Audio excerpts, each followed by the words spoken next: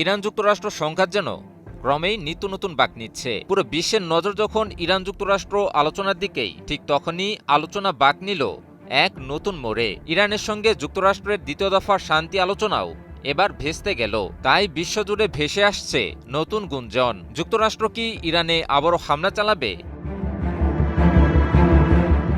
তবে সকল জল্পনা কল্পনার অবসান ঘটালেন মার্কিন প্রেসিডেন্ট ডোনাল্ড ট্রাম্প নিজেই। ইরানে যুক্তরাষ্ট্র কি আবারও হামলা চালাবে কিনা সে বিষয়ে মুখ খুললেন তিনি। প্রশ্ন হলো, কি বললেন মার্কিন প্রেসিডেন্ট?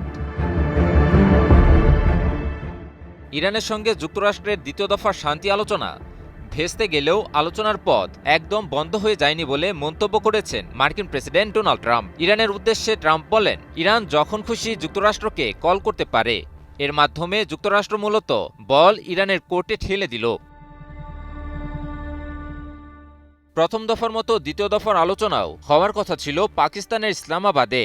ইরানের পররাষ্ট্রমন্ত্রী আব্বাস আরাকচির নেতৃত্বে একটি আলোচনা দলও পাকিস্তানে পৌঁছে। তবে মার্কিন প্রতিনিধি দল পৌঁছানোর পূর্বেই পাকিস্তান ছাড়েন ইরানের প্রতিনিধি দল। এর আগে খবর বেরিয়েছিল যে ইরানের সঙ্গে যুদ্ধবিরতি ও শান্তি আলোচনা পুনরুজ্জীবিত করতে ইসলামাবাদ সফর করবেন জ্যারেড কুশনার এবং স্টিভ উইটকফ। তবে শেষ পর্যন্ত সেই সফর বাতিল করা হয়।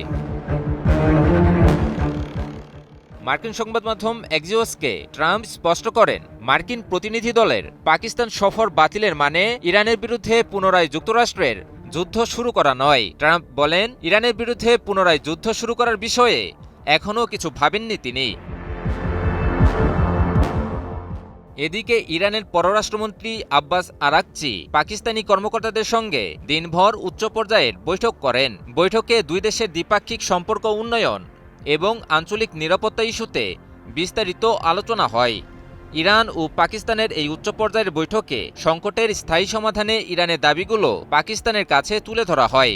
বৈঠক শেষে মার্কিন প্রতিনিধি দলের অপেক্ষা না করেই ইসলামাবাদ ত্যাগ করে ইরানের প্রতিনিধি দল। পাকিস্তান সফর শেষে আরাকচি ওমান ও রাশিয়া সফর করবেন বলে জানা যায়। অপরদিকে আরাকচির পাকিস্তান ত্যাগের পরপরই ট্রাম্পের প্রতিনিধি দলের সফর বাতিলের খবর আসে। এরপর ট্রাম্পের সরাসরি আলোচনার আহ্বান আন্তর্জাতিক রাজনীতিতে নতুন করে আলোচনার জন্ম দিয়েছে। গত ২৮ ফেব্রুয়ারি ইরান যুক্তরাষ্ট্র সংঘাত শুরুর পর থেকে দীর্ঘ ৪০ দিন চলে রক্তক্ষয়ী ও ধ্বংসাত্মক এক সংঘাত। এরপর হঠাৎ করেই ২ সপ্তাহের যুদ্ধবিরতি ঘোষণা দেন মার্কিন প্রেসিডেন্ট ডোনাল্ড ট্রাম্প। পরবর্তীতে ইরানও যুদ্ধবিরতির বিষয়টি নিশ্চিত করে। এরপর পাকিস্তানের মধ্যস্থতায় শুরু হয় এক দীর্ঘ আলোচনা, কিন্তু নানা কারণে ব্যর্থ হয় সে আলোচনা। এরপর ইরান যুক্তরাষ্ট্র ইস্যুকে ঘিরে চলতে থাকে একের পর এক উত্তেজনা। এরপর সবশেষ দ্বিতীয় দফার আলোচনাও ভেস্তে গেল। যদিও মার্কিন নৌ অবরোধ সহ নানা কারণে যুক্তরাষ্ট্রের সঙ্গে কোনো ধরনের আলোচনা না করার কথা জানায় ইরান, তবুও পরোক্ষভাবে নিজেদের দাবিগুলো পাকিস্তানের মাধ্যমে যুক্তরাষ্ট্রের কাছে পৌঁছে দিয়েছে ইরান। ফলে ইরান যুক্তরাষ্ট্র ইস্যু নিয়ে যে ধোঁয়াশা তৈরি হয়েছে তা যেন কাটছেই না। তাই পরিস্থিতি কোন দিকে এগোয় তার জন্য আরও সময় প্রয়োজন বলে মনে করছেন বিশেষজ্ঞরা। ইমন আলী, নিউজ 24।